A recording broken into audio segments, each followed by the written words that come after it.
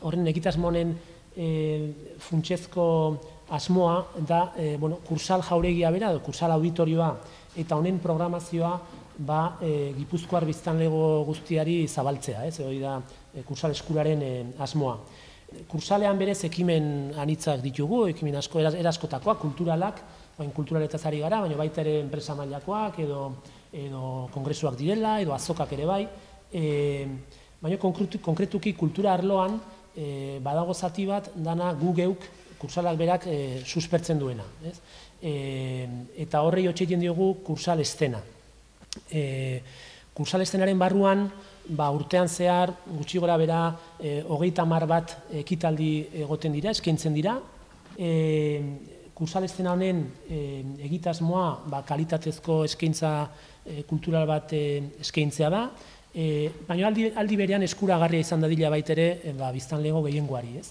Beraz, kursal estena hori da, hortik hasi nahi dugu hurbiltzen nolabait bere kultura programazioa, kasu honetan Tolosarrei, zailtasun nagusina distantzia izan litekela, azpiegitura horren erabilpenean, azkenean, distantzi badago, eta zentzu hortan, hori nolabait ekideteko edo murrizteko autobusak jartzearen ekimen hau jarri dugu, ezta?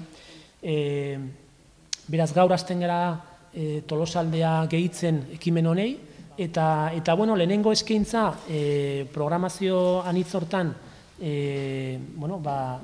eskaininetana izango da Silvia Pérez Cruz, konposagile eta abeslari famatuarena, eta bere kontzertua izango da maiatzak 22an, funtsean izango litzeke sarrerak erostea kursaleko web horriaren bitartez, eta behin hori egin da gero, udaletxearen kontaktu pare bat jarri dira, bai e-mailez eta bai telefonoz, hotxe egin eta esateko aizunik autobus hartu nahiko nuke, eta erreserba hori egiteko, ez? Autobusak ondo esaten baldin badet Santa Clarako geltokian... Bai, Santa Claran, bai. Txaldeko 7 izango da.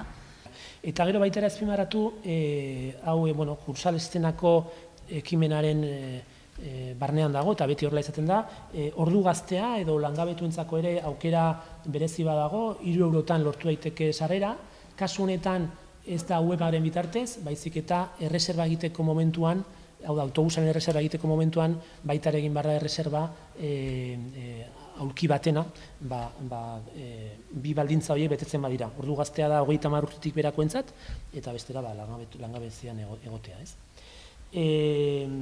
Eta hau dena, maiatzak 22 izan da kontzertua, maiatzak 15 baino lehenago. Azkeneko eguna erreserba horik egiteko, bai autobusena edo bai sarrerana, maiatzak 15 baino lehenago egin beharko litzateke. Eta, artistari buruz esan, Bestida de Niteko album berria aurkeztuko duela, oso intimista, sentimentuz beteriko abeslari bada, eta ziur nago oso gustukoa izango dela jende askorentzat.